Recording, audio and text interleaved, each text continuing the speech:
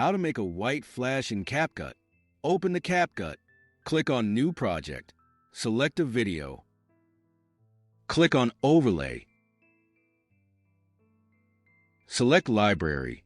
Here select White Background. Choose the white background.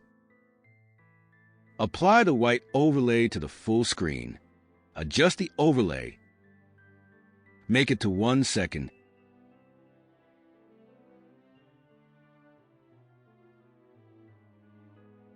Click on Splice. Select Overlay.